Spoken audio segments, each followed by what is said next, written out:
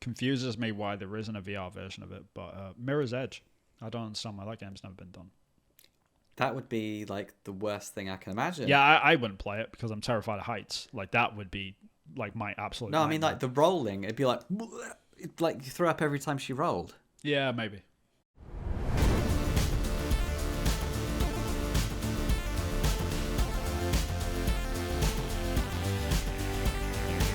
Hey everyone, and welcome to the Polygon Forest. I'm Ubisoft concept artist Vin Hill, and I am joined, as ever, by the indie developer himself, Mr. Christopher Jarvis.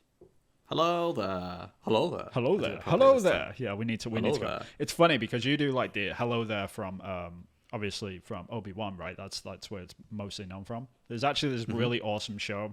I'd say awesome. It's probably my favorite British show of all time, which is the Detectorists. One of the characters. Yeah. One of the characters in that, every time he walks through like the field or something, he's walking up to the main characters. He's always like, "Hello there" and stuff. And that's what I hear instantly every single time someone says it.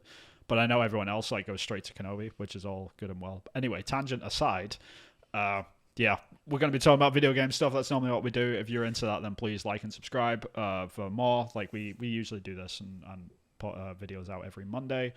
We got little snippets as well. We also do our indie game roundtable, which we do with Sam Webster. We do that once a month. It's actually got another one coming up soon, right? Yeah, I think we do one soon. Yeah, even though I've done absolutely nothing this month, but we will do it nonetheless. But that's why we do it. That's why we do it. Yeah, we do it to basically keep ourselves accountable. So if you are into actual development of games, then be sure to check that out on our YouTube channel. But otherwise, we do this podcast once a week, and you can find that anywhere on your favorite podcast services, such as Apple Podcasts, Google, Spotify, all that good stuff. So be sure to give us a like, comment, and subscribe, and we will appreciate it. But for this week, Chris, what are we going to be talking about, man? A bit about Valve being a bit cheeky, but potentially as to why were they cheeky, opening the door, emulators, good or bad. We've got some examples, you got some views, I got some real world things to talk about. Sweet. Overwatch 2. That's new. Moving on. I saw that Jedi Outcast has got a VR mod in early access that's completely standalone for the Quest 2. And I was just like, right. And you can block with the lightsaber and you can decapitate stormtroopers. You just want to do decapitations, that's it, right? Like that's. I just want to feel like and like that's how I felt. Looking at the people playing it in the VR on the Quest 2 made me feel like when I first played it when I was a kid. Yeah. And then I want to talk about what other cool games from the past would be awesome with a VR mod. So yeah, I mean it could be an interesting topic. It's probably like we'll probably think of some games, and then they probably exist. So we could be doing like some Googling and be like, oh, that does exist. Oh, I should buy that on my Quest. Yeah. That's usually how these conversations go. Like if we've already thought of it, then someone else absolutely has, especially if they can make money on it. So yeah, exactly. But this is like, it's the curse of like games developers. Like you don't know what the hell is happening in the games industry. You try to do a games podcast, so you want to feel like you're in the know, and then you get around to something like VR, and then it's just like, oh, there's a whole vast ocean of knowledge that I've only dipped my toe into. So yeah, that's a good advert for the podcast. Yeah, we don't really know much. Yeah, we just talk smack. But if you're into it, then you can hang around. Like we're normal people at the end of the day, but we do have some knowledge about the industry. But beyond that, it's all just spitballing. And you say we're normal, but we're boring Englishmen, aren't we? So we aren't as enthusiastic as our American counterparts. No, we're not as enthusiastic as the streamers, at least. Like, oh my god, man, this is like we're not that type of thing. I wish I was. Like, I wish I had that much energy, but I'm just not. I'm quite settled back. Like, it's my birthday tomorrow, by the way, so I'm only getting older. Like, it's just happy birthday. Thank you, I appreciate that. Like, how old do you think I am? Have a guess. Well, you look about 20. That's good. But I know we're about the same age, so you'll be 35. I am 35 tomorrow, yeah. I'm 34 right now. For another 12 hours or so. But yeah.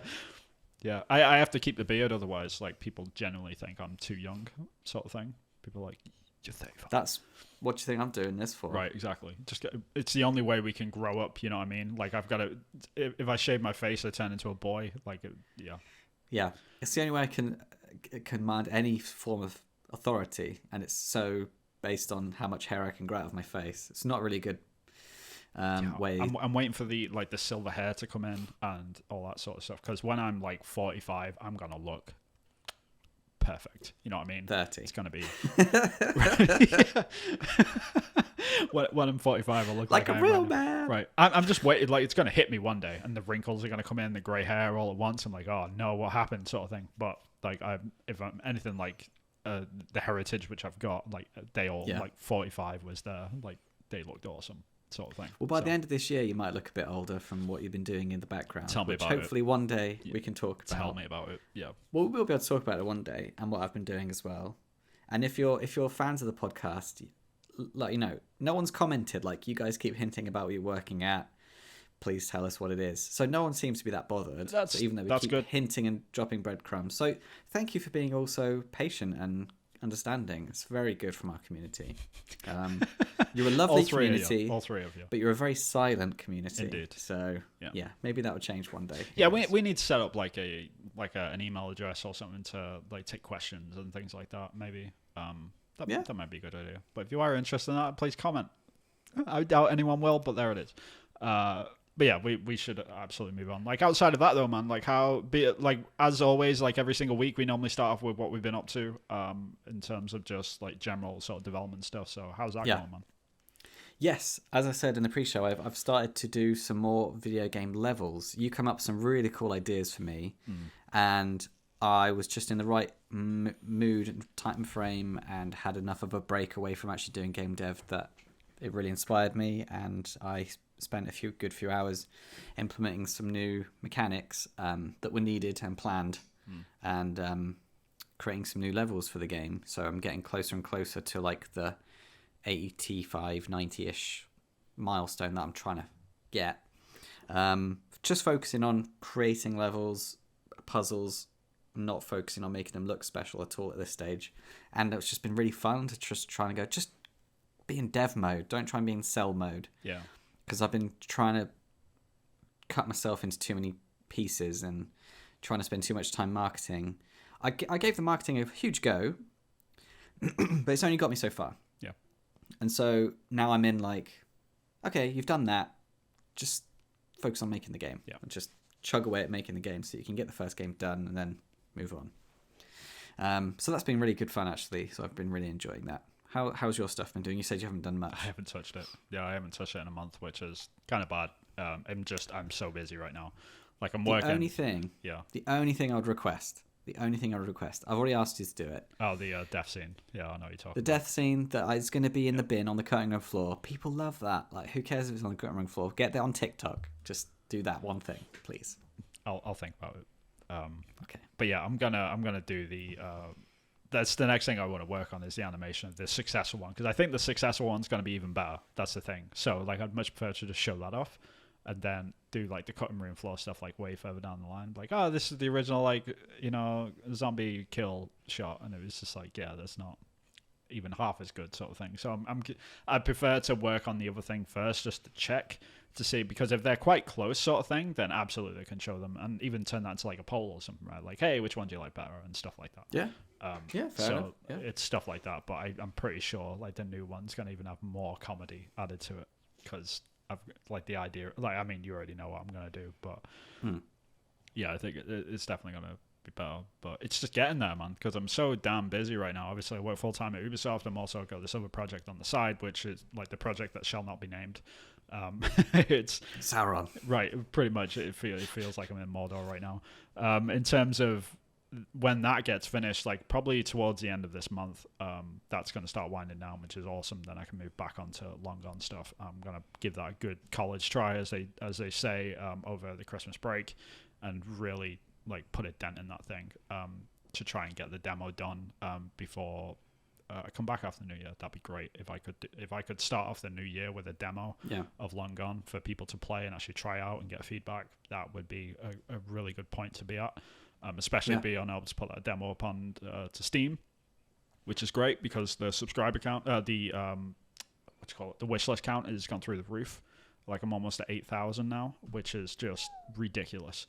It's like I really want to give them people something to play, just so like they're really sure about it, because there's a lot of people wishlisting the game based on an assumption about the game, that what they think it's going to be. And I'd much prefer to put out a demo of what the game is actually going to be, because then the people let them all down now.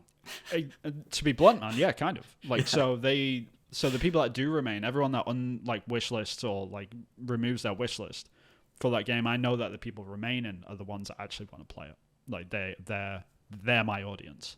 You know what I mean? Yeah. And I feel a lot more confident about like whittling that down to who them people are, rather than people that think that the game is something else and running on assumption. Yeah. Because what's way worse is me releasing a trailer, releasing the game, and they don't know that. And then I get a bunch of bad reviews because of people's expectations just don't line up with the reality. It was. Yeah, and that's an important part of marketing is communicating what game is going to be. Yeah.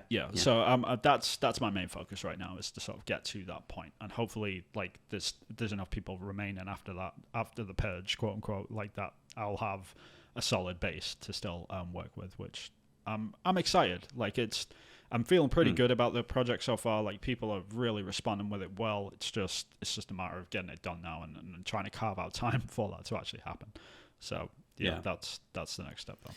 Watch this space Watch again. This space. Or if you're watching this in the future, then check it out. Yeah. Go and buy the game. It's awesome. It's like 10 out of 10. Everyone loves it. Everyone loves it.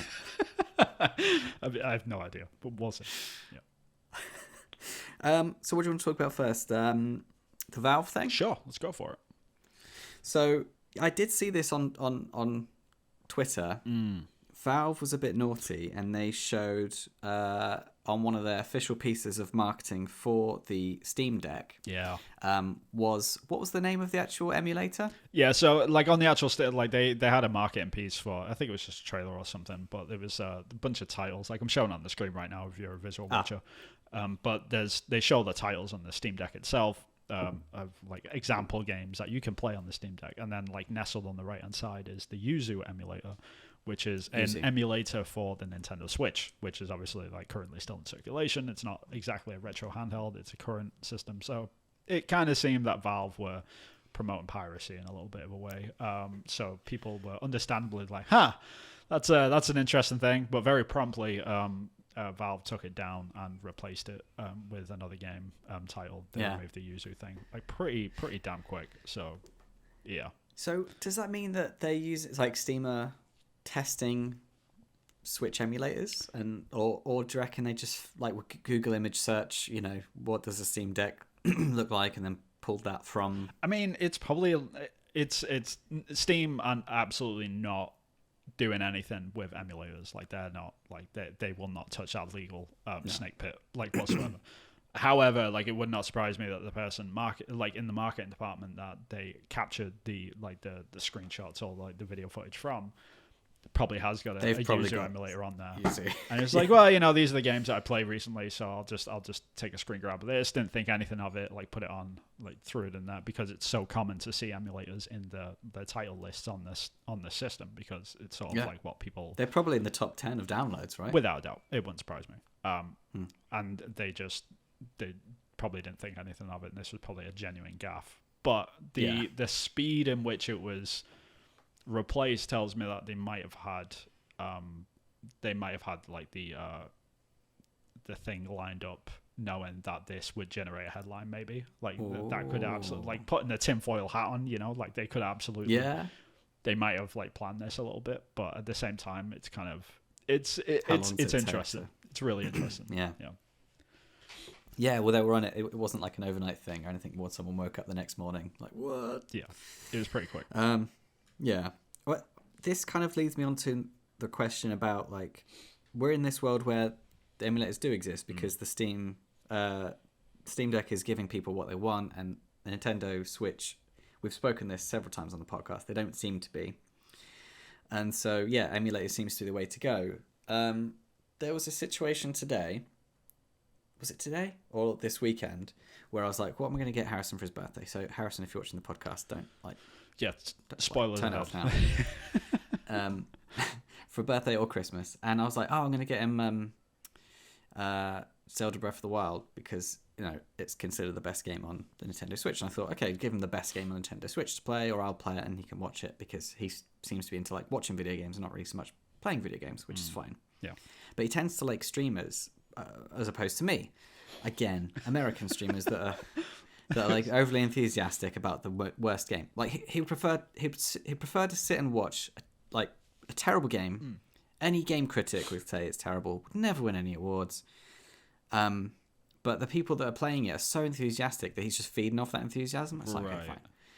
But then there was one that was half decent, and he was playing Luigi's Mansion 3.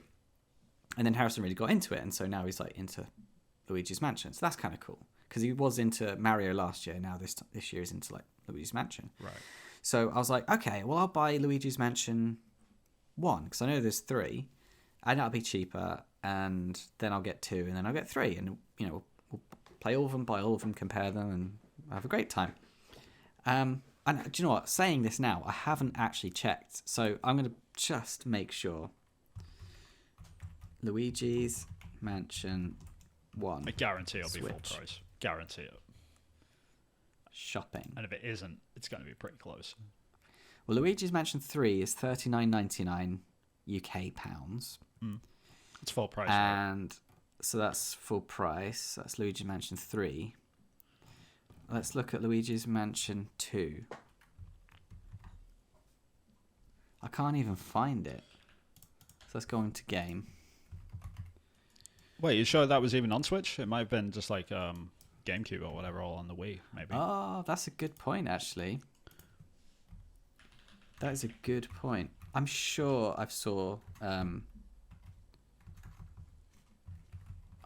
Luigi's Mansion 2 on the Switch, at least. It might be. I'm not sure.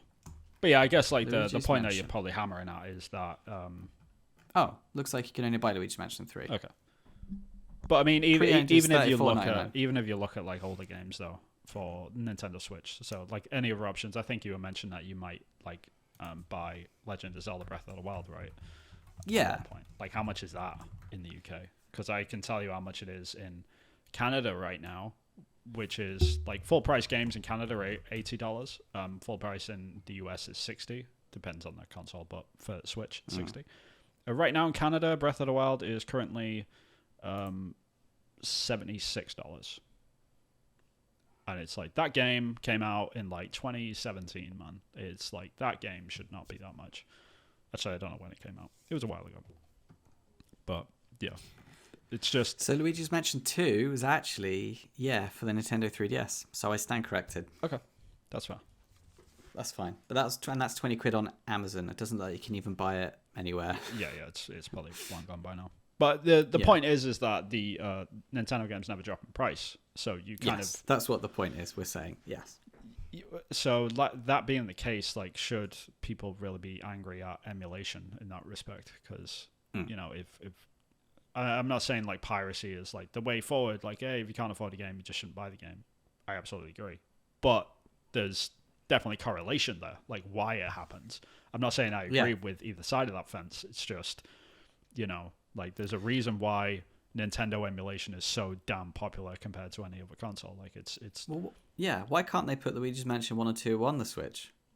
Oh, they probably could. Like they probably will. There'll be a bundle one day, and they'll charge full price for it because that's what they do. Right. Very classic example is The World Ends With You, which originally came out on Nintendo DS, like back in 2008 or something. Like it's an old game.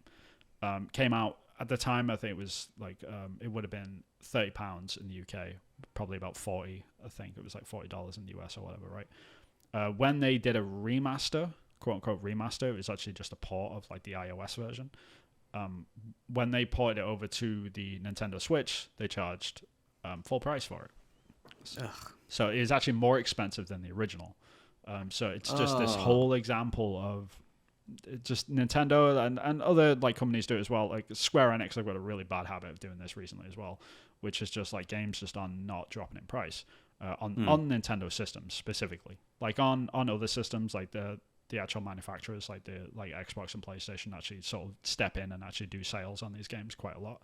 That's why PlayStation 5 emulation isn't on like the tip of people's tongues right now. But Switch emulation absolutely is because Yeah. like PlayStation has sales. Like even the PS4 right now, like people aren't really struggling to like figure out the code and hack that thing together to actually emulate that thing, because there's no need to, because games are so really cheap. Like and if they're not cheap, they will be cheap within a year or two. Like that's just how it goes. Like it's kind of hard to find a $60 game that's been out for more than 12 months on the PlayStation or Xbox platforms. It's really, really difficult to actually achieve that. On Nintendo, it is commonplace. I mean, this is just the prime example. Like Breath of the Wild just will not shift in price, and then you stand to wonder why, Valve have this screenshot floating around. It's kind of like, yeah, like it tracks, man. Like, yeah. I can absolutely see why that's happened. Is because like a lot of people are buying the Steam Deck because they can emulate stuff, not just the Switch, but like a bunch of other consoles as well, and have better performance, better frame rates, better resolution than the actual original hardware, and that absolutely includes Nintendo Switch. So yeah, this doesn't surprise me in the slightest. Yeah, it's like Breath of the Wild is like $44.98 from Currys, or $47.99. This is UK pounds. Yeah. In Argos, it's just ridiculous. Like, it's such an old game now. Yeah, I mean, it came out in what year? Yeah, 2017. 2017 it came out. So that game is 5 years old, and it's still full price. And that isn't because you could absolutely argue that the quality is there and it deserves to be still 70. But this is a current trend in all of Nintendo stuff. It's kind of hard to find many Nintendo games that drop in like 20% max for like a short period of time, and they'll go back up to full price. Same thing for Smash Brothers. Same thing for any other game that you can think of right now, like Mario Odyssey. Like, I'd be curious to see what the prices are on that and stuff. They just never drop in price. So like, you can't really you can feign confusion all you want, but there's a reason why people are emulating Nintendo systems more than anything. It's because they just never have a sale. Like, people can't afford as many Nintendo games, but they still want to play them or whatever. So I'll definitely be getting Luigi's Mansion 3 because it's £40. Sure. Yeah. And I don't know why, because it was a really well received game. Like, really well received. All the critics loved it. What was that other game you said? Mario Odyssey. Yep, full price. Same thing. Which I love. That's, brilliant game. Yeah, an amazing game. That's like 40 quid. Yeah. Fair enough. So it's why Breath of the Wild so much more? Yeah, because... Doesn't make any sense. Because Breath of the Wild, right? They can charge it, so they will charge it. At the same time, like, people always say to me, like, again, I don't advocate people doing piracy for the sake of piracy, just to like skimp out and stuff. Emulation for systems that are no longer available or games that are no longer available, I am all in on that. Go ham. Like, games should be celebrated like retroactively, in my opinion. Yeah. If you can't we need access to actively try to make sure they're available on platforms, because eventually they get lost to time, right? And you lose out on some absolute gems. Yep. And games developers are only so good at stealing ideas. Like, some ideas need to be revived and don't. And if we don't keep old games being played by new gamers, then turn into game developers, we'll lose some good ideas. Yeah, it's like right now there is no current way to play Eco on the PlayStation 5 other than through streaming. So if you don't have an internet connection, that game is lost to the winds. And that to me is like, if someone said to me like, hey, should I stream Eco or should I download it and emulate it? Emulate it. It's better. It's just better. Like, it's just like I would like happily tell them that, because like it's not currently available on the PlayStation systems, other than the PlayStation 3. That is the last console you can play that game on. Absolute travesty, in my opinion. Like how that is a thing. And the same goes for Nintendo. Like, they just sort of abandoned their previous catalog a lot of the time. Like, they've started making gains on that with PlayStation Online, where you can now download like certain games from specific like retro platforms, like the SNES, the NES, and the N64. But it's still a really small selection, like tiny. Yeah. We're talking like 20 to 30 games max from each platform, which, some of the best stuff is like the hidden gems. It's like most people that I speak to now, they're just like, oh, have you ever played Eco? And like 9 times out of 10, like, what's Eco? Like, they've heard of Shadow of the Colossus or The Last Guardian because it's been in cycles recently. But a lot of people don't know about Eco. Like it sold less than 2 million copies. Like it really didn't do that well in terms of like reception compared to other games of that genre. So yeah, it's stuff like that, which is like these games are getting lost to accessibility more than anything, and it's a crying shame. So yeah, when I see people that have bought a Switch just for emulation, I can't say anything negative about that. I really can't. Yeah, it makes sense. Yeah, the piracy thing is still, it's one of those stories you can come back to and like dip your toe in and like, have a think. It's like, is it still moral? Are the companies doing their bit to keep up with what you could morally argue people would want? Because I think there's a moral argument to have games accessible to people. So if the platform isn't offering games, the people that make games, there's no reason why they don't always want their games always available to the people that always want to play the games. Like, gamers make games to be played first and foremost. They're not like the ones that are in it to get paid want their cash and then they want to go. Because most games get played at the beginning when the game is launched, again, which is something that I can't really understand. It doesn't make much sense to me, but like flavor of the month, things that's in vogue, yada yada yada. The real artists want, however dwindling numbers, they always want that tail to keep going as long as possible. As long as there's people that want to play the game, want to make it available, whereas people that want cash grab don't care and they're not bothered. So yeah, at the minute our technology is not keeping up at the same pace as what we want as an industry, I think. So we still need some ways to go to make games available for years to come. And I mean, that's the thing. Games. Like in terms of the technology, like the technology is absolutely there. It's the companies are just choosing not to do it. Like they just don't want to invest in that, like to sort of keep that stuff alive for as much as possible. Like they'd prefer to just like let it fade out, like generate hype so then they can sell it as a bundle later on, or something, like a blip on the map, and then it goes away again. And it's an interesting sort of thing in terms of, like preserving history of the video games industry and stuff like that. There's absolutely a case for that. There's a lot of games that are just, they've been lost to the winds. Like the popular games, like the Mario games and stuff like that, then they're not going anywhere anytime soon. We're not going to lose the source code to those things, you know what I mean? No. The ROMs are always going to exist purely because, like, but if you took away all of the emulation stuff, there's a lot of games out there that just would not be played ever again. Ever. And I mean ever again. And that well, we learned about this at uni, didn't we? We had our media studies and we had great tutors, and they would tell us about the sort of games, like the short list of like, you should play these games and you'll learn about this sort of thing. Yep. And this mechanic is the earliest example I could find of this sort of thing, and it's made popular by this sort of game. And that made you want to go out and play those games. Right. And we've got that. We paid for that privilege to sit there in that classroom and be told what to do. I think the games industry would be totally different if everyone in the games industry that hadn't played Eco had to suddenly play Eco.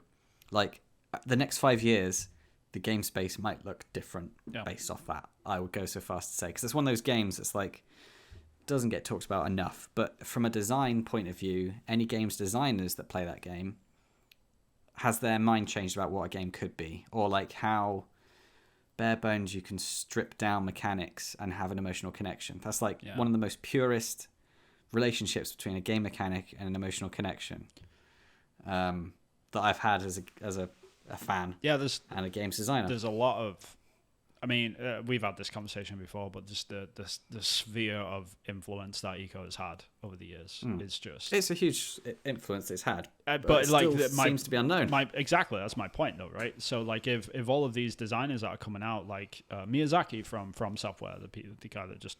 Elden Ring, which is probably going to win Game of the Year this year. The Game of the Year last year, which was Last of Us Part 2, right? Same thing. Neil Druckmann, like one of his favorite games is Eco. And it's just like it just over and over and over again, like this game just keeps bubbling up. Yet nobody can play it like on a native console right now. Like the only way you can play it is through streaming on an internet connection. Blows my mind. It's just it just confuses me. It really confuses me. Like I just don't understand what the hell are we doing as an industry. So like when you see these headlines for like Yuzu being on the Steam Deck, it's like, yeah, this is why. It's because Like, Nintendo have got no interest in having sales for people to actually have access to these games. Or Nintendo just don't preserve their back catalog in any shape or form.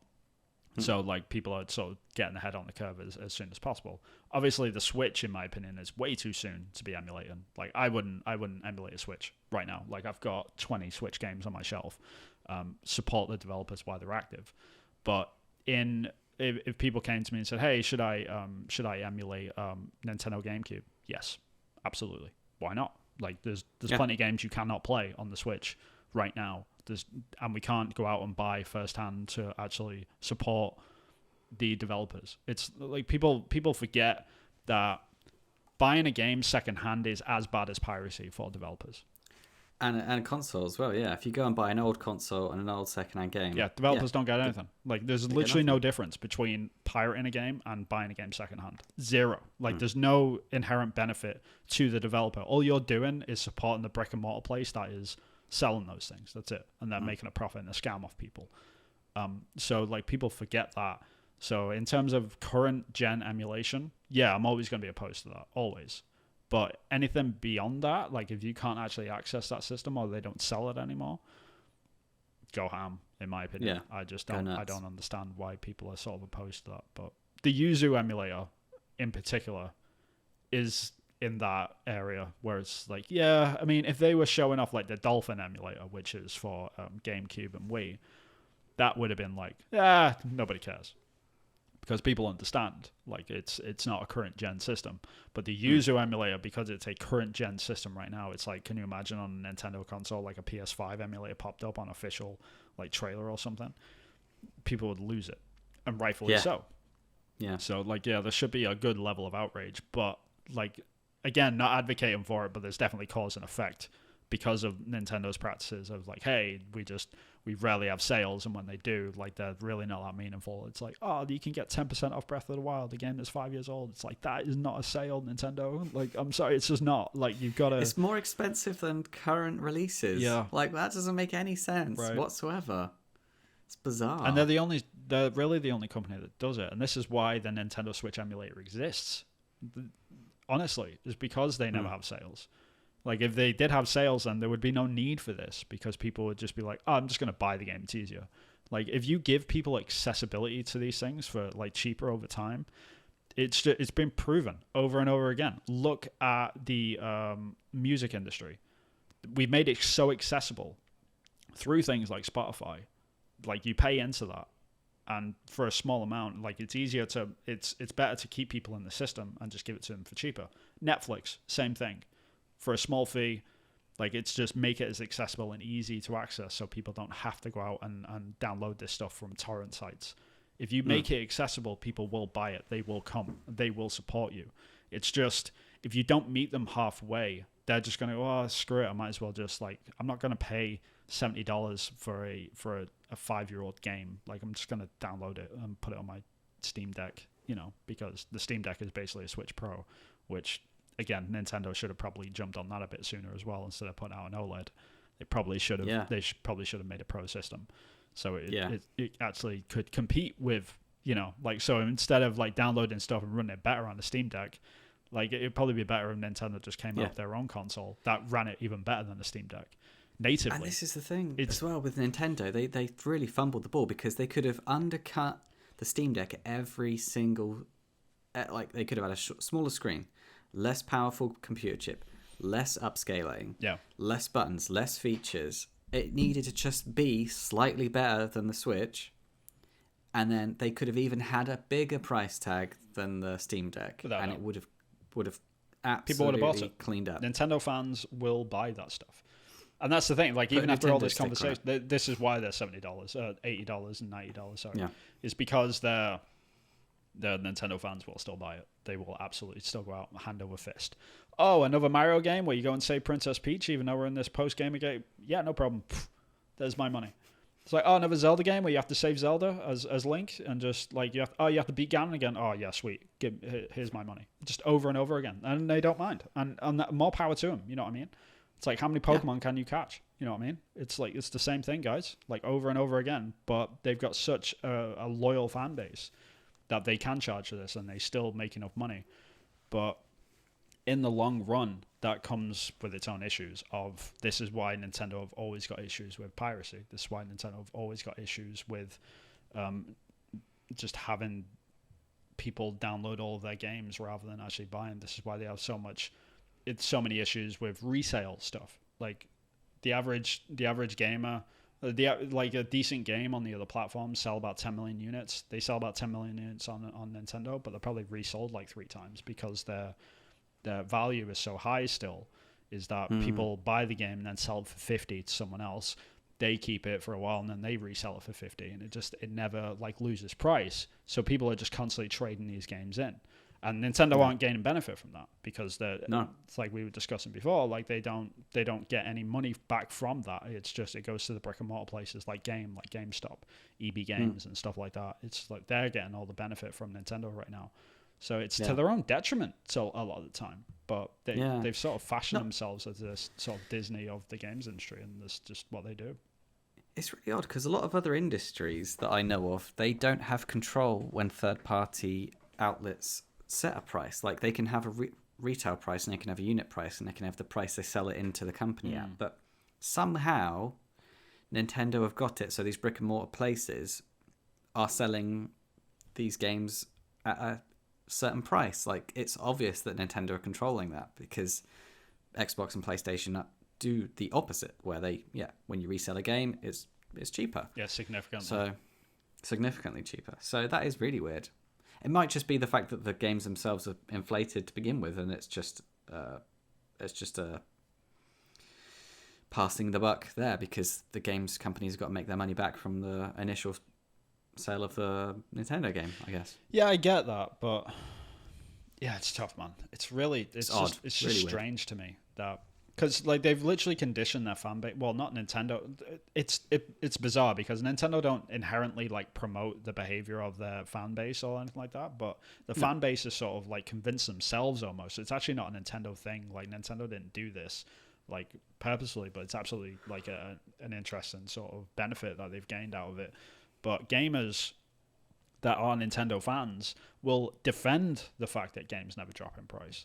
They just like mindlessly. And it's like, all right, take a step back and really think about that. A gamer is advocating for a company to keep their prices high on a video game that they like.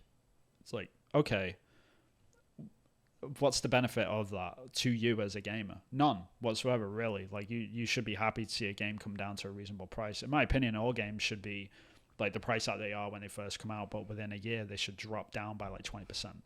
And then the next year another 20, and then the next year another 20, until you get down to like a reasonable like $9.99 like for games that are 5 years old. That to me is normal. That's how it should be, because like over time, like you want to drop the prices so like it keeps steady sales sort of thing. So the more it drops, like the lower it goes. So you're just constantly like keeping that sustainability.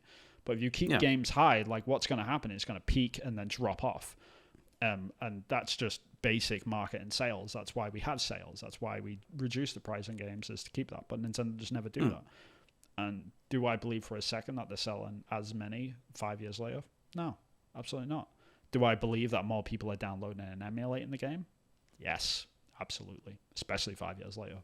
The longer time goes on, because these emulators only get better as well. That's another thing. Like the Yuzu emulator like 2 years ago was garbage. It was crap. Couldn't do anything on it. I've never downloaded it, but I keep an eye on this stuff like on YouTube videos and stuff.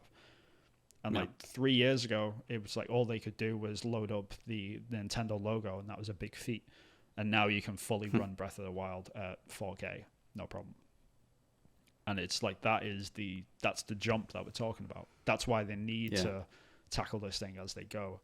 And there's only so many lawsuits you can go through, because technically emulators really aren't that illegal. Like the downloading of games and distribution is illegal, but the actual platform itself is like, there's only so much you can do against that. Well, apparently you can buy the Steam Deck now without a reservation with a dock, and that's $80. So that is like, you could get a Steam Deck for $80, download, get the emulator for the Switch, and then have access to everything, like including Breath of the Wild, and you've only spent like $20 more than if you'd just bought Breath of the Wild. Yeah, well, the dock is $80. The actual Steam Deck itself is like $500 or whatever, right? But Yeah, so it's kind of like misadvertising. Yeah, but even then, you know, like, is it? You got to look at, if you're weighing your options, like, okay, I want to play Breath of the Wild in the best like quality that I can. What's the option right now? It's getting the Switch OLED, right? So you buy that for however much that is, then you buy Breath of the Wild, and then from there, you're then like, if you want to buy a second game or a third game, then it's another 60, and then it's another 60, yeah, and then it's another 60. Adds up pretty damn quick. 500 quid. Yeah. Reconditioned one's 500 quid. My gosh. Yeah. So it adds up quick. But if you buy a Steam Deck, then you only have to buy the Steam Deck and the dock, everything. And then you've got every retro game that you've ever wanted to play. Alexa, stop. Sorry. No, it's cool. So like, yeah, like you're weighing the benefits over a year period. It's like, yeah, the Steam Deck is more expensive than the Switch, but you can play like 10,000 games on the Steam Deck. Yeah. You can only play like 4 games a year on the Switch because A, they don't have as many games as like the entire PC platform ever, including emulation, and B, games are just too expensive. So even if you could play more games, you're not going to buy more games because they're too damn expensive. Like you're not going to buy any more than like a few Nintendo games a year because it's just comparatively to the other consoles, you get way more. I'm just doing it once a year. I'm doing one sale a year for the Switch because it's just so expensive. I've got Mario Odyssey, got Mario Kart, and that's it. Yeah. And then now I'm in the toss-up between Breath of the Wild or Luigi's Mansion, and I'm going to go Luigi's Mansion for this year. I'm going to wait for Breath of the Wild again. It's never going to come down in price. That's the problem. The best thing you can do is buy secondhand. The good thing about Nintendo games, and this is where I get like into the good points of it, is that Nintendo always like use cartridges for the most part for a lot of their systems. Yeah. So they never get destroyed, right? Yeah. So if you buy a cartridge secondhand, you know it's going to be as good. It's going to work. It'll be fine. Yeah. As the first time that you're going to buy it. So like buying it secondhand isn't too much of a deal. It's just like, how pretty do you want the case? You know what I mean? Especially if kids have had hold of it, because kids will just use it as a frisbee for 2 years before they trade it in. Because so like that's the deal. But that is the good thing about buying stuff secondhand. So if you are going to look for Breath of the Wild, like, buy secondhand. Yeah, totally. Yeah, I might even get Luigi's Mansion secondhand because I've got to look after the pennies. I'd love to support the devs and stuff, but times are tough, right? So this is going to get more into recession. This is only going to get worse, a lot worse. Yeah. For developers as well. And like, this is why it's really confusing to me when you see headlines like PlayStation are increasing the price of the PlayStation 5, and that's like, at odds with, we're about to go into a recession and you're increasing the price. Like, I understand that you're on cloud 9 right now and you're making sales, but that's console sales are outselling PlayStation, Xbox all the live long day. But why the increase? It's gonna catch up eventually. I mean, they were due around about now. They're due a reduction, right? We're 3 years into the cycle. 3 years, and I would actually argue this has been one of the worst like opening 3 years of a console generation of all time. I truly believe that. Like, this is one of the worst first 3 years I've ever seen of a console generation. There's some highly anticipated ones like God of War. No, but it's a PS4 Horizon game. You know what I mean? Like, it's coming out on PS4. Yeah. That's not a PS5 game. Like, what PS5 games and Xbox Series X games have you played which haven't been on the previous consoles, which are worth playing?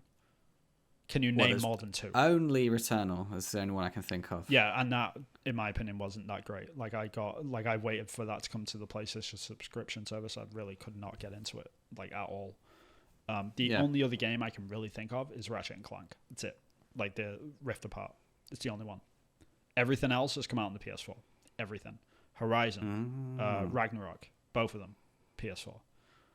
It's like, okay, and the other big sort of hit from Sony this year was The Last of Us Part 1 remake, which is, you could argue, is closer to a remaster for the most part.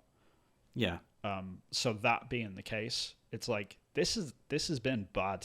Like, the first few years has been awful. It's been really bad. Yeah. So in terms of innovation and blowing people away and using the technology to its fullest, we haven't seen that. And to be absolutely clear, the hardware is there. We've got it. Like, that's...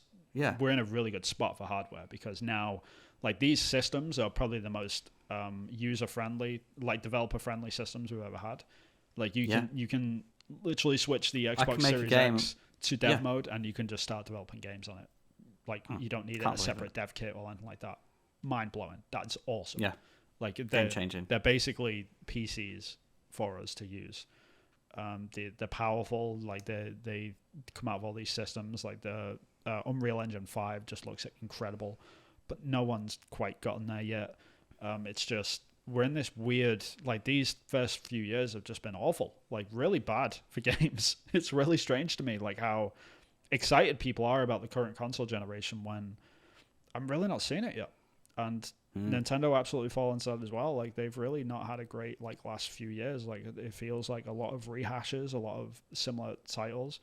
I hope that it speeds up a little bit. I hope it ramps up, because the third parties are killing it. That's the difference. In terms of, like, other people making games, like Elden Ring, I played this year. I platinumed that game. Loved it. Absolute great game.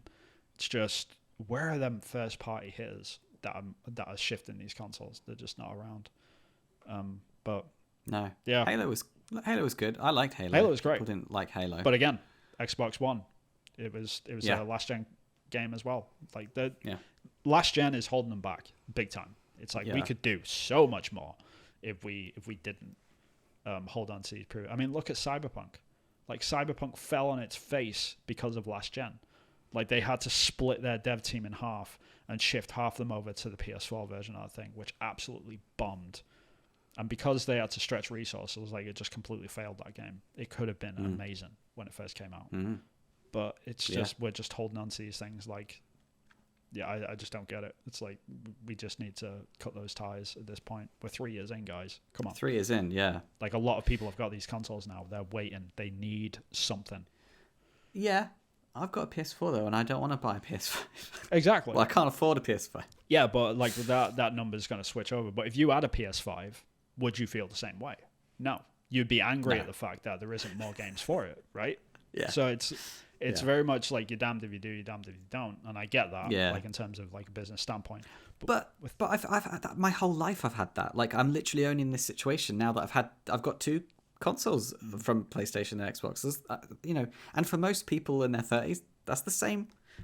Like, I was PlayStation or I was Xbox, depending on where I was, what was happening and what games were out, what took my fancy. Yeah. So now's the only time I've ever had this. So to go back to last generation, which for me, again, it's not too long ago because I've been gaming for a long time now. Yeah, it sucks. Like, I totally missed out on Spider-Man, but I've got to play it now. But it's fine. I'm good now. Yeah. So it's like, I've hit this weird point with the Xbox in particular, because, like, I was playing catch up for so long. Like, when I first got my Series X, I never had an Xbox One. So I was just playing all the Xbox One games on my Series X. Like, like, for the first 2 years, that's all I did. And I was like, man, these bangers, game after game after game. This is awesome. Like, I can play Hellblade in 4K and stuff like this. And, I went through all the Gears of Wars and I replayed all the Halos and stuff, and just, like, having a great time. And then when I caught up, I was like, all right, what's next? Nothing. You know what I mean? And, right, I've done the back catalogue. Now what? Yeah. Mass Effect, I think. All I've played is, like, last gen games on my PS5. All I've played on my Xbox Series X is last gen games. Just last gen games. Like, where the hell are the games, man? Just where are they? I just don't. Like, Speaking of last gen games. Yeah, we should shift. With this Jedi, I'm on a tangent. Sorry. No, it's fine. With this Jedi, wait, it's a good segue. Yeah. This Jedi Outcast, the VR mod. Have you seen, like, the clip of that, or have you seen anything? Did you play Jedi Outcast back in the day? I didn't play Outcast. No, the PS2 one, right? I think it was. So yeah, and basically you play a Jedi that's got a beard and short hair. And you can either have a blaster. You can play the whole game with a blaster, and it isn't until some way through the game that you actually get the lightsaber. Yeah. But obviously, all the clips you see on the internet and everything, people are using the lightsaber because it's the most fun. And you do need to use the lightsaber when you get to, like, the Jedi Temple and stuff. Spoilers. Right. I think anyway. But anyway, it makes you feel like a Jedi when you're using the Jedi. When using the lightsaber. Anyway, I saw this clip of the people using the VR mod, and I was like, oh my god, it's in VR. Because you could have it third person or first person. Third person's easier to play was easier to play back in the day. Yeah, it's going to be absolutely easier to play that in first person and VR as well. And now, yeah, it's going to be super easy to play in first person. Yeah. So, and the fact that it's got standalone Quest 2, it's in early access. Oh, it's just so cool. I might give it a go. Like, I might spend some time and do it. Like, Death's Door might get a back seat, right? Because it's early access, it'd be a bit cheaper and it'd be a little snippet, and that'd probably be enough for me, right? Right. But that's probably why they went early access again, because it's probably people like me with a nostalgia fix that wants to pay a few quid for a nostalgia fix. I'd love to do that. Yeah, I don't know. I think VR and Star Wars have just always been inherently intertwined, right? It's just like every single time, like the fantasy of VR was always like, I want to hold a lightsaber and like ting ting ting, like, ting ting and deflect lasers. Yeah, and it's perfect because like lightsabers technically should be weightless, right? Because it's just a bar of light or whatever. So like it would feel like you're just holding a controller. So it'd be perfect for that. I could do a bit of Star Wars geeky lore where originally George Lucas wanted the original lightsabers to feel like it had hefty weight. Get out of here. And so when Darth Vader and but George Lucas also directed episode 1, 2, and 3, and we know how much of a shit show they were. So yeah. Speak for yourself, Vin. Speak for yourself. Yeah, but who is the main character of episode 1? I rest my case. You'll be thinking about that for weeks. Because there is no main character because it's terrible. Anyway. Pod racing. The pod racing is the main character of episode 1. To be fair, episode 1, one of the best things that ever came out of that was Star Wars pod racing on the N64. Like, an incredible game. Like, and on the Game Boy Color. Yeah, there's a remaster on the Switch and the PS4 and stuff, and it's as good. It's glorious. Like, everyone should play it. So good. And do you remember going to the arcade and playing the big version in the arcades? Yeah. Yeah, I mean, and that's what VR... Like, why is there no pod racing VR game? You know what I mean? Like, why? Why does that not exist? Like, that free money, guys. Like, you could print money. It probably does exist, doesn't it? You better Google it. I'm going to Google it. It's probably going to already exist. New Star Wars VR game lets you go pod racing. May 20... It doesn't look official. Okay. It says it's a must play. It looks a bit janky. Yeah, they always do, though. I mean, this is the problem with VR, right? Everything looks like a demo. Everything looks like it's half built. Like, nothing... Everything looks like there's no textures on it. Right. I don't know. Yeah, I don't know what to say about that. But yeah, I mean, Star Wars Outcasts, like, that could be awesome, you know? Yeah, it could be great. Because no one cares what it looks like. It's an old game, but it's like just about chucking people around and knocking heads off and deflecting lasers and going pew, pew, pew. Right. And just having that fix. Because playing the game back in the day, you had that, I feel like a Jedi, oh my god, I'm so powerful. Yeah. And then the difficulty ramped up, and no one actually ever completed the game. But who cares?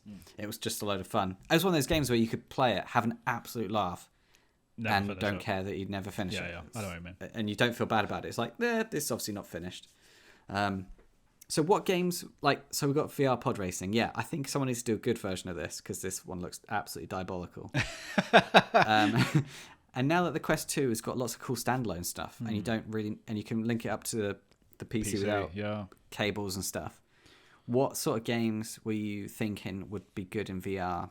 So we've got pod racing. I think that's awesome, because playing Squadrons, VR, like Star Wars Squadrons with the VR headset, that was just unforgettable gaming experience. It's like, okay, this is what we could do with this. Yeah, we need a Quest 3 like now. Like that thing is getting long in the tooth, man. Like it needs some updates. Yes. We do need a Quest 3. We need high res. Yeah, I think screens. So. Yeah, absolutely. But yeah, in terms of like games, like how far back are you thinking here? Like just anything? Like wow, I was like, we mentioned in the pre-show we mentioned Altered Beast, and I was like, that could be like, what would a 2D scrolling game look like where you're in a VR? You can only go 2 dimensions. So you mean being able to look left and right, like down the So you can look left and right and see stuff, but like the enemies are coming one after the other straight on, like Altered Beast. Or you could maybe move a few meters left and right.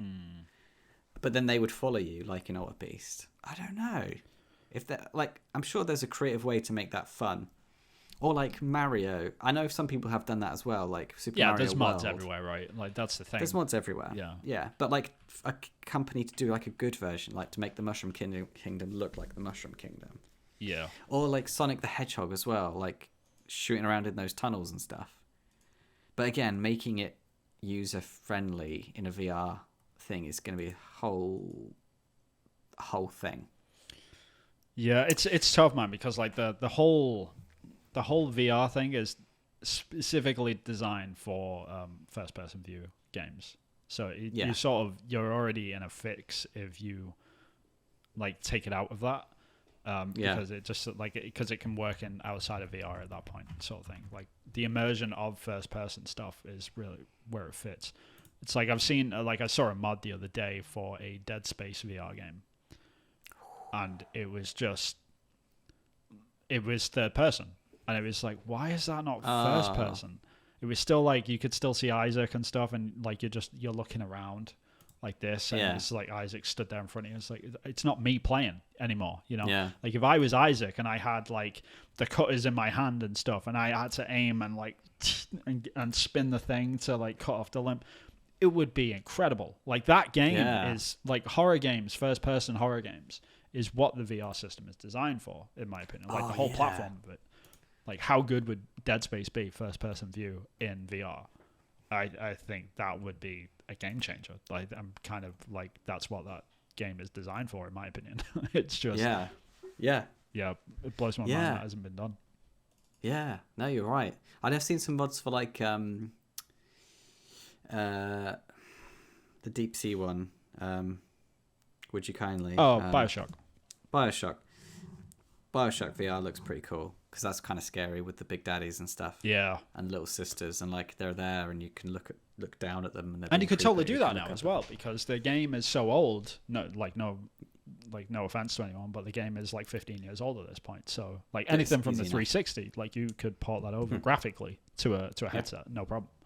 So it's kind of like it's right there. You know, we could do a BioShock trilogy VR bundle, something $60. I would buy the hell out of that, and I would go through that. Could like the big daddies coming up to you, even in 360 graphics. I'm like, Jesus, like that is like it's actually a big daddy. You can actually sense how big it is and how terrifying that thing would have been, because like you see it in a cutscene third person, like, oh yeah, that would be scary if I was in that position, sort of thing. Versus like in first person view, that thing running at you with a drill in its hand, like going through your stomach, you'd just be like, Jesus, you know, it just adds a whole level of immersion, which could really work. But yeah, it's just, what was that Star Wars game on the N64 where Pod Racer? Mentioned that. It's the best game ever. No, there's another one.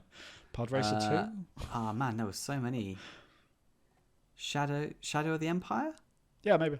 You're talking about Knights of the Old Republic. No, that's the RPG one.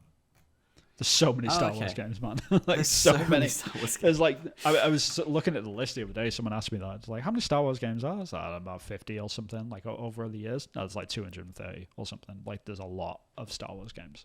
A lot.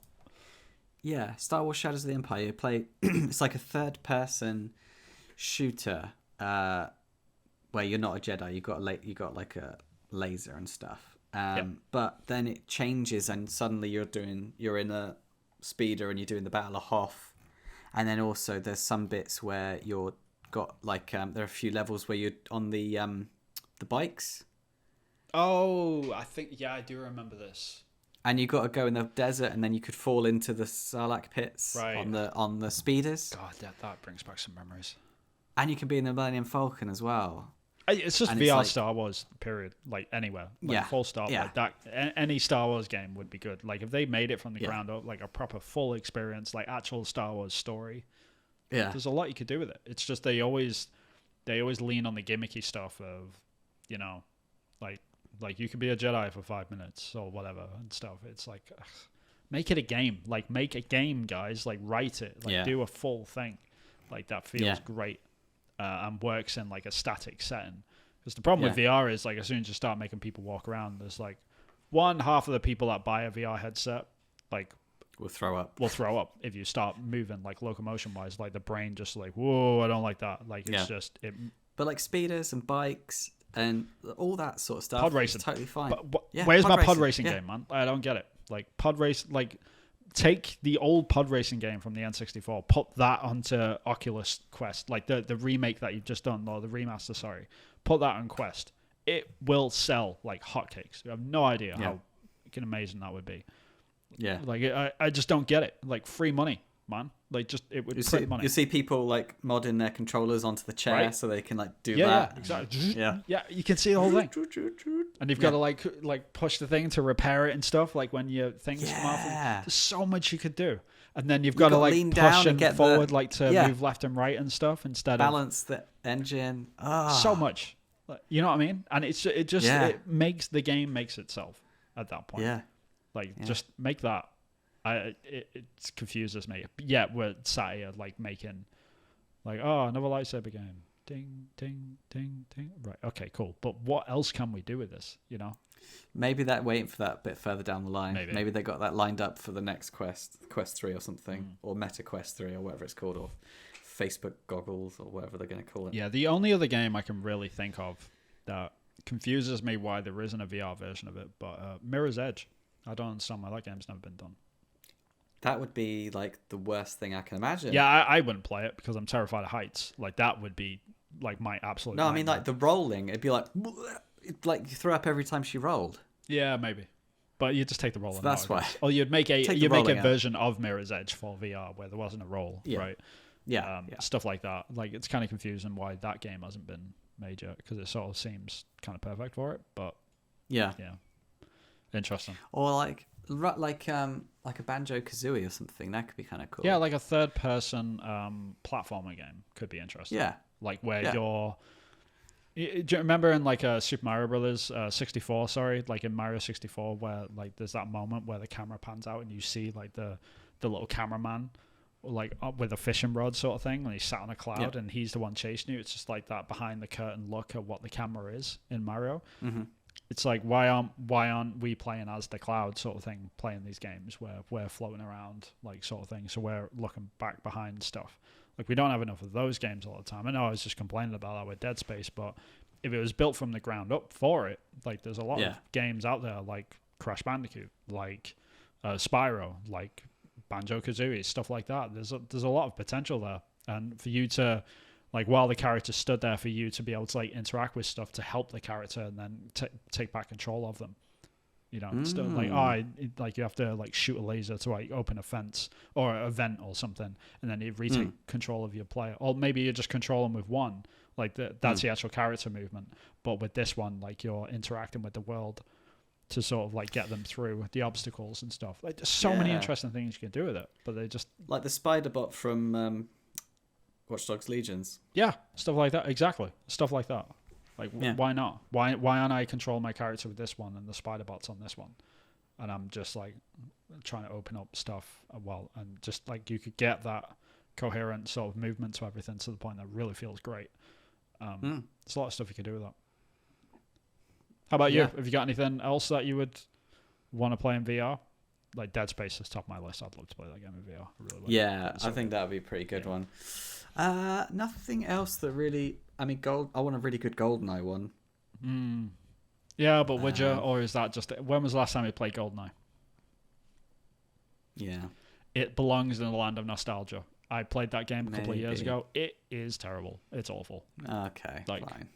I know they just announced it for the Switch, and everyone's really excited about it. But everyone's going to play it for one day and then never touch it again. Well, I really enjoyed Star Wars Squadrons. So maybe more of that, like Star Wars Squadrons 2, just make it even better. Yeah. Because the writing on that was great. The dev team was amazing. The balancing on the ships was just ace. It just felt great. Right. Drifting in a freaking TIE fighter. Ugh. Just thinking about it, it's like, I've got to get back on that and watch it again. Yeah. Yeah, I'm trying to think. Homeworld. Like, I'd love to see like a good RTS done in VR. That'd be cool. Like being able to, or AR, I think actually would probably suit RTSs better. Like having like a physical table in your house and like putting down, like Dungeons and Dragons style, like Warhammer style. Like the game is like on your tabletop. And you're walking around and like looking at the battlefield. Imagine like playing like a World War II, like a Company Heroes style game on your table, and you're seeing like all your troops like move and stuff. That'd be awesome. I'd love to see something like that. I actually had an idea the other day because I've been watching like History Online, or whatever it's called, War Stories Online or something, and they do these like terrible animatics of crazy things that happened in World War II, right? Mostly, and then they do other wars as well, like people falling out of B-52 bombers and then like flat smashing through a French railway station and surviving, and without a parachute on. Madness. And other weird stuff like when they got the mosquitoes to bomb that prison and like killed a load of allies as well, and like just having, because like combine that similar to like the Anne Frank experience, where in the VR experience we could walk around Anne Frank's inside of the house. Yeah, that was like, okay, you can have an absolutely emotive connection with a space using VR, like that you can't have on a flat screen. Like just to look around and be like, this is where these people lived, this is the sink that they used, this is the drawers, all this sort of stuff. Yeah, it confuses me how we don't do more of that sort of stuff. Like history in particular is just history. I'm a history buff. Like I've got history books on my shelf. Like I read archaeology books for fun. I'm an absolute loser. But like why can't I? So like fly on the wall. Right. Why can't things? I be like in the Senate of Rome and watching, like them have a debate about like Caesar's like failures in Britain and stuff like that. Like why can't I have that? Why can't I walk around ancient Rome? Why can't I walk around the Renaissance in Italy? Why can't I see the Revolutionary War of the United States, like one of those battlefields? Like where are those experiences? Where are they? Like we totally need them. Like I was watching that Beatles documentary, Get Back, and if you have that feeling of being a fly on the wall because they don't realize they're being they're being recorded, and it's like if that was in VR, that'd be an extra layer of, oh my god, I'm seeing the Beatles on the last few. Just sat there on the amp watching them and just chatting away and jamming away. And then like I thought you could have that with other amazing historical things, or like being on the rooftop and looking over the roof down at the street with the people just like going, what's going on? Or like listening to Beatles songs, which through history and the zeitgeist and very, very popular songs, and they're like, is this the Beatles? It sounds like the Beatles. What song is this? Oh, it's going to be on their new EP. Well, it sounds pretty good. And then having that like and then you start to recognize it, and it's just fascinating, right? It's stuff like that. The VR, like Dunkirk. I get really confused by VR because like the technology is there. It's just not generating the content which people are waiting for. Like the history stuff, the documentary stuff, especially the documentary stuff. Why isn't there like an entire platform for VR content where you can watch plays? Why? Like theater production. In you VR. Look left and the character like comes on off stage. Like just set up a VR camera in the theater, guys. Just record the thing and put it online. It will sell like crazy. Like why? Yeah, it will. Why? All the major productions, they would sell like crazy. Especially during the pandemic. I would go. I would totally. Yeah. I would totally do that. What, like 100%. Opera? You know what I mean? Like there's probably opera buffs that can't like go to them. Like they live in rural areas or something, can't go to them. Yeah. Happily pay like $50 like a pop for those things. Why not stand-up comedy? Why isn't there VR experience as a stand-up comedy and like getting the experience like being in the crowd? Crowd. I don't understand. I cannot understand like VR, because like the only reason why VR is quote unquote failing the zeitgeist right now, and the reason why it's starting to peter out, is not because of the platform. It's because people are not making the content for it, and the content which people would absolutely buy are they're just getting ignored, and it's stuff like that which confuses me more than anything. It's just like, where's the history stuff? Where's the theater stuff? Where's the documentary stuff? Where's the I just don't get it. Stephen Graham was in that one-shot film, and I just thought, man, you could have that as VR as well. That just come to me. Right. And it's about him being a chef, and you follow him. Boiling Point. It's amazing. It's an absolutely one-shot film with no secret cuts. Yeah, it's 1917 is another one, like the World War I movie, like the one shot. But that was cut. That wasn't one shot. They just had. No, I know, but like the thing, cuts. The thing that it gives you by the end of it, like the presentation of it is a single cut sort of thing. Yes, like having that in VR is a true one shot. Sure, film. Whatever. But yeah, anyway, you know what I'm saying. But I was thinking practically, you could follow people doing a film as well, not just like a play. Like take it one step further, have a 3D camera on like a robot, I guess, and like following a real interactive, not interactive, but following a film playing out in a space like a restaurant. Yeah. And following the characters, and you follow one character going over here, then you follow the other character going there. Yeah. Yeah. This is why we're games designers over here. Maybe we're thinking of this stuff that people haven't thought of before. Yeah, I mean, because this is another problem. Like all of that, the reason why there isn't that much content being made is because there isn't that much demand for it, and the reason why there's not much demand for it is because people haven't been buying the systems, and because they're not buying the systems is because of the paywall that you have to get into them with. Like to just try VR for the most part, you have to buy it, and yeah, it's kind of hard to like expose people to that technology.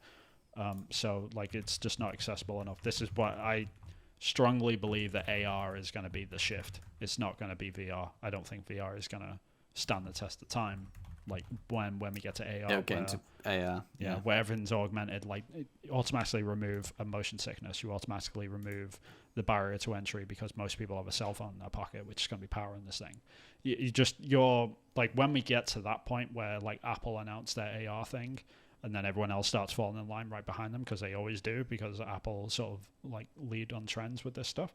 When that comes about, like we're going to start seeing a lot more of this stuff, like the actual real sort of applications for it. But West End ticket prices, Cabaret is £300. Yeah. You could buy a Quest 2 and have £100 change. Yeah. Put Cabaret on there for £100, done. Same experience. Put Cabaret on £100. Yeah, why not? You know what I mean? It confuses me, especially the theatre production stuff. Like it really confuses me why there isn't more of that. Like maybe at the end of the run, the very last showing before they like close up production completely on any play. Just do one. Film it. Just do one. Yeah.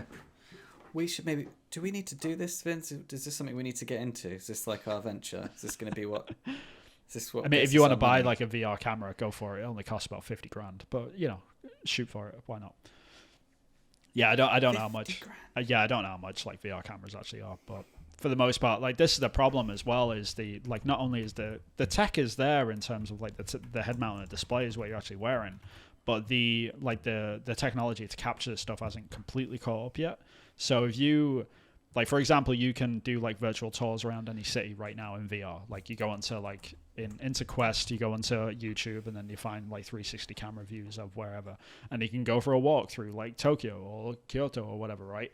And you can see the temples and things like that. But usually it's like maximum is like 4K camera footage, and 4K split between two eyes, like 2K each, on like a 720p screen, which is the Oculus Quest. It's just a blurry hot mess. Like the edges are bad. Like you can see like the edge of the camera, like it warps, it distorts. It just looks awful. It doesn't feel like you're there. It just feels like you're looking in this weird sort of 360 dome of an image. It looks fake, and it's not real. You're not immersed in it. They haven't figured that bit out yet, and because of that, like I think that's holding back more than anything. It's like, so we've got the end technology, the end point, but we haven't got the beginning yet. Like we haven't got the capturing of it yet. We probably have. It's just they haven't quite come together, sort of thing. We haven't figured out exactly how to present this sort of stuff. It's gonna. I mean, because it's another theory is that it's emerging technology, therefore it's going to keep getting better with time and cheaper. That's without a doubt. So one here is like £14,000. It's not that much, but I don't know what the quality is. Right. Could it be like 1K or something, and you're just there like making blurry videos, and you're like, yeah, this is a good investment. You know, it's stuff like you don't know, right? So it's VR is a funny one. Like I don't really know where it goes from here, because we've got the ability to do all of this sort of stuff. It's just people aren't doing it. So because people aren't doing it, like the demand isn't going up, and the reason why they're not doing it is because the demand is down. So it's sort of a self-fulfilling prophecy. You know what I mean? Yeah. It's strange. I think it is a show it, build it and they will come. I think we need to build it and they'll come. Yeah, but no one is. I mean, and the people that are like, they're dabbling in these like, let's make a Star Wars demo with a lightsaber, and it's like, yeah, we've seen this, sort of thing. Okay, so one here 6K camera is $180,000. Yeah, 6K isn't that much. Like it's kind of low quality for VR. Yeah, you need at least like 8K, at least 8K. Yeah. Like, really, we need to get to the point where cameras are doing 16K, so it's 8K per eye, and then we can downscale that to be really solid. It's just we're just not there yet. We just don't have it. And the people that do have it, it's like so damn expensive that it's really not like the applications that you can do with it. Because again, like the more expensive it gets, like the bigger it gets, like the more like cumbersome it is to actually like film this stuff. And it's just logistically, it's just like the technology just is not there. And like on the front end, not the back end, like the end result, like we're all concentrating on like, oh yeah, it's 8K per eye, and like this head mount display looks awesome, it's light and it's wireless and all this sort of stuff. It's like, yeah, that's great. What's on it?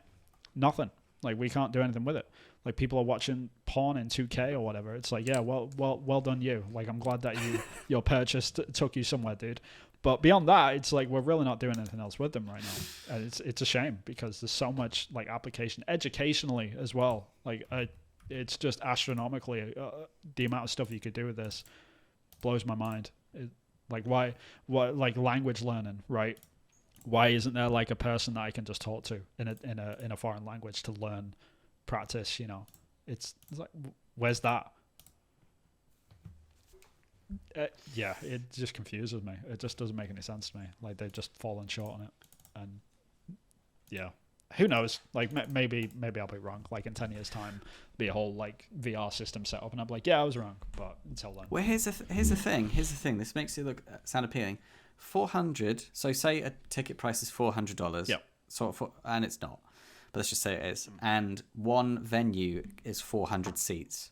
So for one showing, that's $160,000. Yep. And so if you bought a VR camera for double that, that's 2 showings, and you've made your money back on the camera. Yep.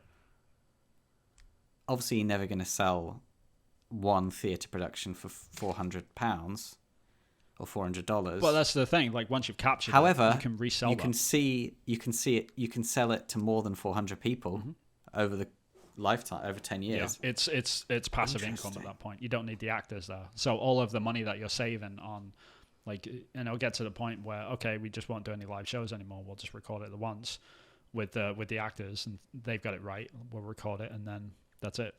You know, and then we sell it perpetually forever. Because they display theatre productions at the cinema, but no one goes to it because no one wants to go to the cinema to watch a play. Yeah.